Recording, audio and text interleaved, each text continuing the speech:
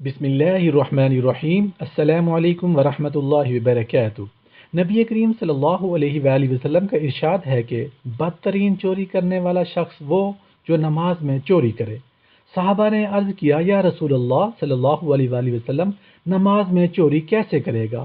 فرمایا کہ رکوع سجود اچھی طرح سے ادا نہ کرنے والا چور ہے۔ فرض نمازیں 5 ہیں جن کی تفصیل یہ ہے۔ نماز فجر 2 سنت مؤکدہ ہیں، 2 فرض ہیں، ٹوٹل رکعتیں 4 ہیں۔ نماز ظہر میں 4 سنت مؤکدہ ہیں، 4 فرض ہیں، 2 سنت 2 نفل، ٹوٹل رکعت 12۔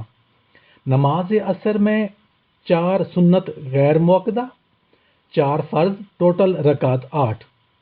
نماز مغرب میں 3 فرض ہیں، 2 سنت 2 نفل، ٹوٹل 7 رکعت۔ نماز عشاء میں 4 سنت غیر مؤکدہ، 4 فرض، 2 سنت 2 نفل، 3 وتر پھر 2 نفل، ٹوٹل رکعت 17 ہے۔ سنت مؤکدہ وہ ہیں جو حضور صلی اللہ علیہ وآلہ وسلم نے ہر حال میں پڑھی ہیں، اور سنت غیر مؤکدہ وہ ہیں جن کو حضور صلی اللہ علیہ وآلہ وسلم کبھی پڑھتے اور کبھی چھوڑ دیتے۔